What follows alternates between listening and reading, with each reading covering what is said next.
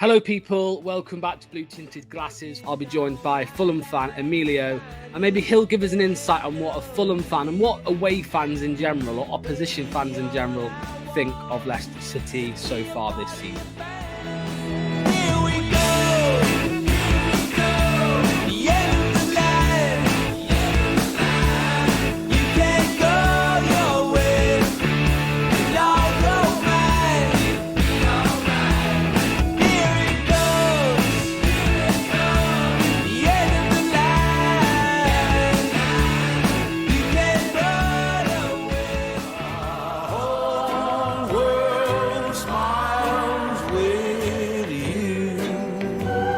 I am joined by Fulham fan Emilio. How are you doing, mate? Thanks for joining me.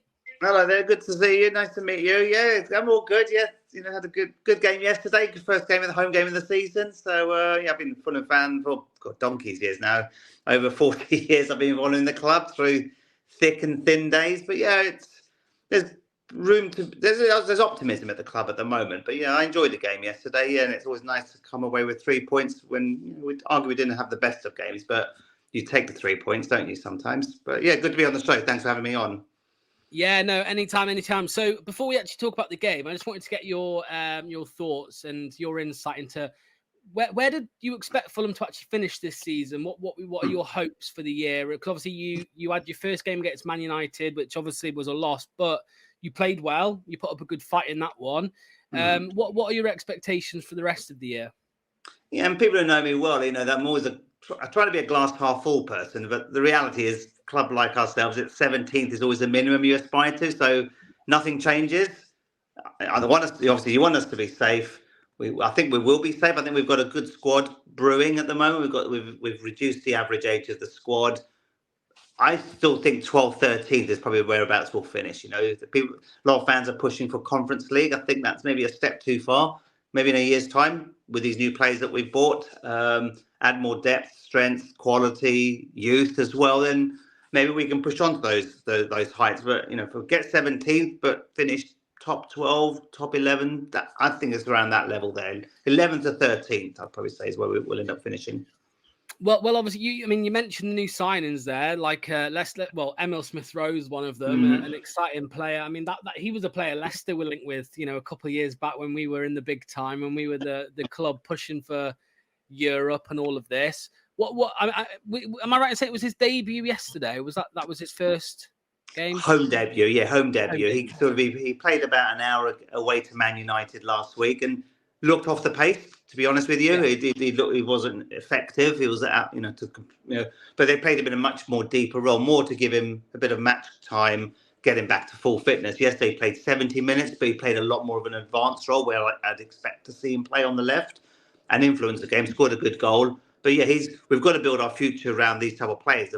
Kudos to the club that we're able to attract some of that talent. Arsenal fans rave very highly about him, but maybe not too many injuries and not quite good enough to play for a top 4 Champions League team. But the fact that he's come to us to rebuild his career to some extent, and hopefully we'll get the best out of him. But yeah, I'm excited by him. I think a lot will flow around him. Williams left Fulham. He's probably got another couple of years off to Saudi Arabia, get his last paychecks and all that. But he's the player we need to replace. He's all that trickery, skill, quality on the ball. Now we've got a younger version of that. So I'm excited by him. I think a lot of things will click around him and the player. We do play like a high press brand of football. But yeah, so far so good. He had a good home debut. Fans are welcoming with their open arms. So yeah, I'm excited by his signing. Very excited. Well, that's the segue, obviously, onto the match. He did score the first goal.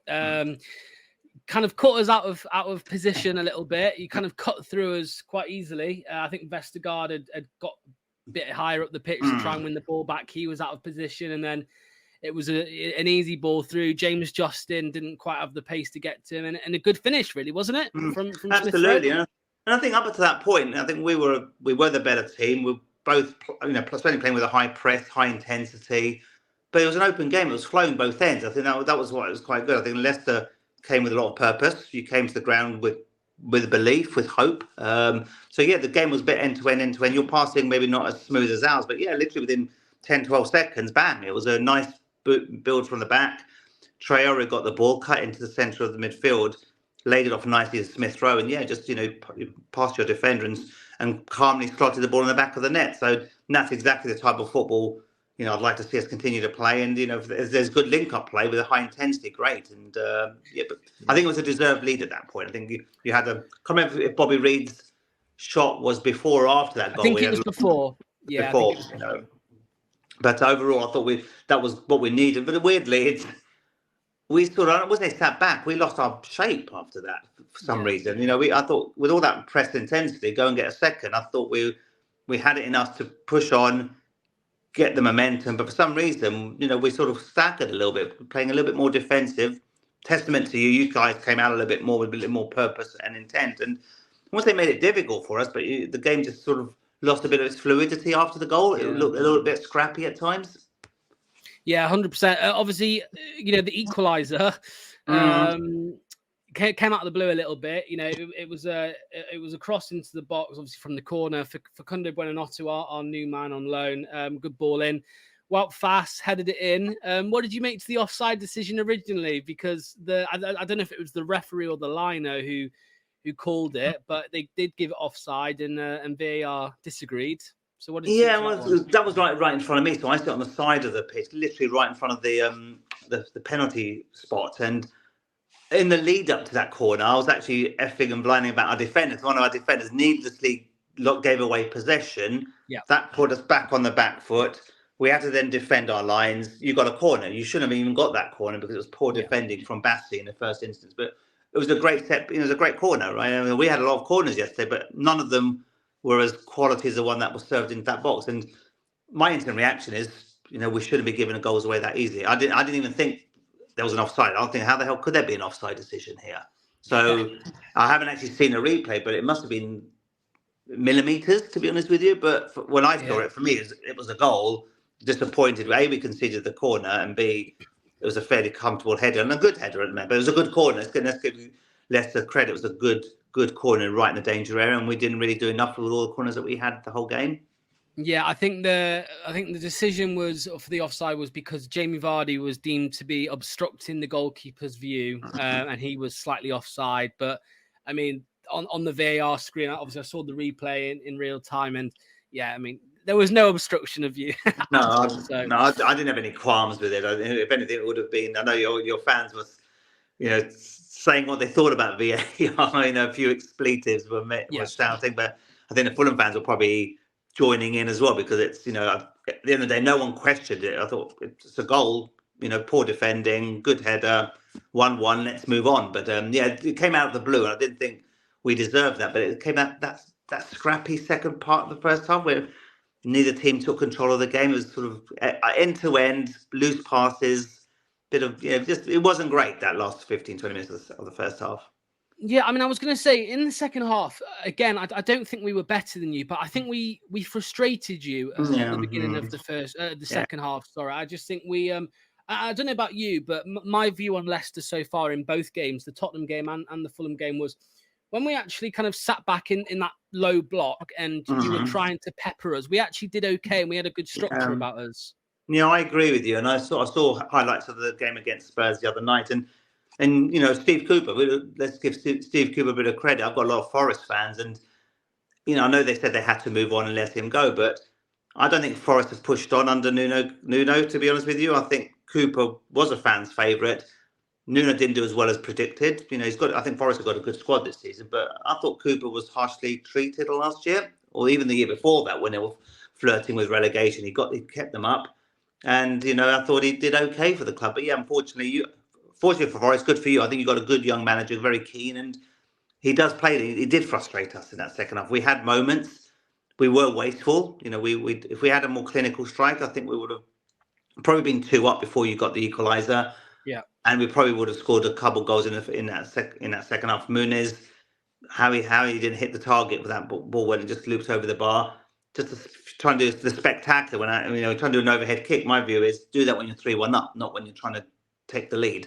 So there were moments of frustration, but again, that's testament to the way you were set up. You were frustrating us. We didn't have really any rhythm, and the manager made some substitutions, and we'll talk about that in a moment. But yeah, just the first 15-20 minutes, we were on top, had a lot of possession, but didn't really create much other than that chance from Muniz, and maybe even in the first half, we haven't said that. There was a couple of moments in the first time Muniz should have done better. It was a header, just went wide of the post. And the other one, he couldn't put enough power into his header. So would a top-class striker been more clinical when one of those two chances? Probably yes. And would have scored in the second half when he looped over the bar. So I'm crying out for a striker at the club. We need a proven striker. But yeah, 1-1, anyone's game really. I was crying out for substitutions as well, with managers leaving it too late. Yeah. I mean, for me, obviously with the third goal, we'll talk about it in a second. But I think it came just before Leicester's substitutions were about to be made. I was calling out for Oliver Skipp to start the game. Actually, it didn't happen. But I just thought with Wilfred Ndidi, he's very good defensively. He's got these long legs that, very good at winning the ball and all of this. But I just think Oliver Skipp is, from what I've seen of him at Tottenham, very much more comfortable on the ball. I think you guys were kind of putting two man on Harry Winks a lot of the time, and just leaving Wilfred Ndidi, on his own. Because obviously Winks is the danger man with his distribution of the ball. So that's my take on Leicester's substitution. What did you make to your substitutions that you made? The irony that we literally scored the winner literally moments after substitution, but I don't think it was. I thought the substitutions not the best, and I think what it did highlight is a starting 11. We've got probably a top 10 team there. Once we get Anderson starts, probably will start next weekend. Sander Berger will come and slot into that midfield, and so our starting 11 is probably a top 10 starting 11.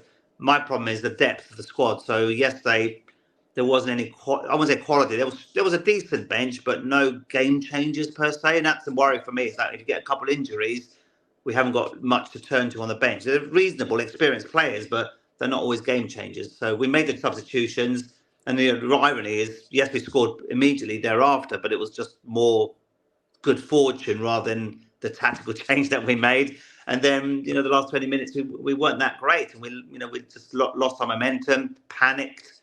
You then grew into the game believing that you can get an equaliser. But I thought our substitutions were the best we could make. But I think we left it maybe 10 minutes too late. I would have been a little bit more brave and said 1-1, half an hour to go, make a couple of changes. Smith Rowe lasted 70 minutes, which is good. It's an extra 10 minutes from the Man United game. So he will play more game time and get more fit week on week.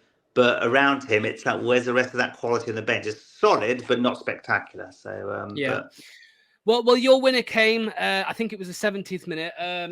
So again, I think we were out of position. Again, another goal on the transition, if you like. James Justin this time pushed up to try and win the ball back. And then Robinson, a nice little lofted ball over and onto Iwobi. Iwobi's obviously going to beat Yannick Vestergaard and Harry Winks for pace. And a nice finish in the end. I know it bounced off the keeper, but decent power to it and in the back of the net. Yeah, exactly. Like I said, very quick. Within seconds, Robinson had a good game yesterday. He wasn't so good last week. Him and Iwobi were struggling to connect on the left, but Robinson had a very much better game yesterday, and he was always a threat and defended admirably throughout. He's where a lot of our wide threats come from defence. If we can keep him, because the other clubs are starting to sniff after him. We've got to keep him this season, but good link-up play with Iwobi. Like I said, Iwobi's power and strength got him by, and I thought the keeper. Could you argue the keeper could have done better? Possibly. If that was a Fulham keeper, if that was Leno, I would have said, could he have done better? But overall, I think the power of the shot sort of got it in the back of the net. I think that was again probably a deserved lead, but the last 15, 20 minutes we lost our shape. You frustrated us even further. We couldn't keep the ball. We were panicking in defence. Well, shouldn't be. With the quality on the bench and the substitutions we've made, there should be enough quality there to just get a grip, steady the ship, keep ball, keep possession. But instead, we lost our momentum and completely lost our shape, like we did against Man United. Weirdly, second half last week, we made the substitutions, we weren't as effective, and that's a worry. If it goes back to my lack of depth in the squad comment earlier on. So we'll get some new additions in the next week or so, and then we should be fine. But overall, I don't think there should be any qualms. I think we deserve the win over 90 minutes, in my opinion.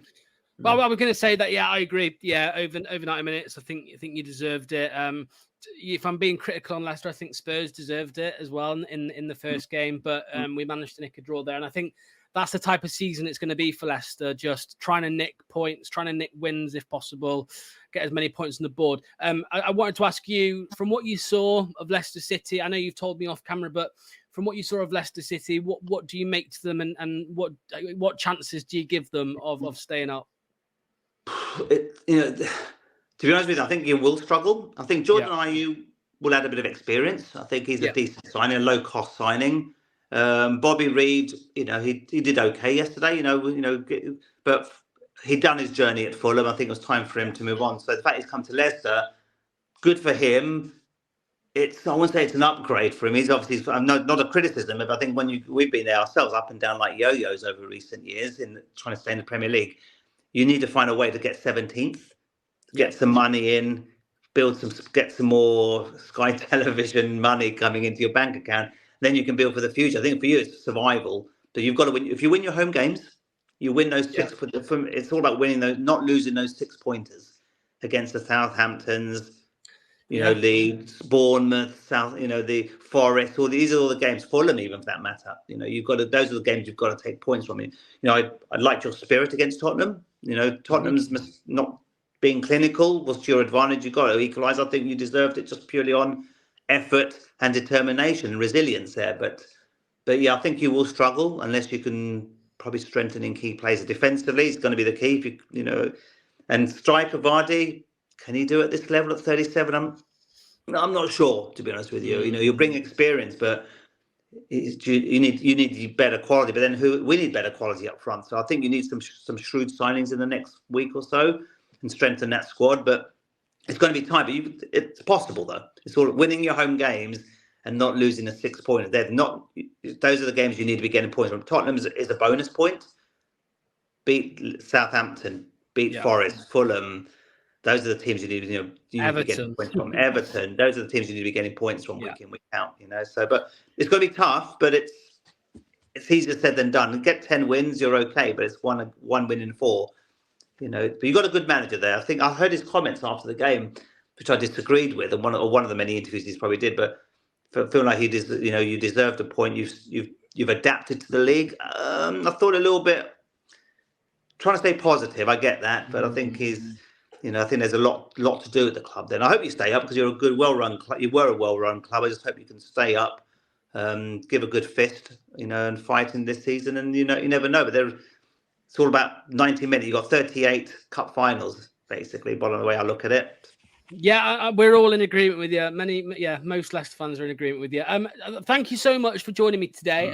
Obviously, hopefully we can speak again for the return leg. Absolutely. Anytime you want me on, just happy to be on. Thank you very much.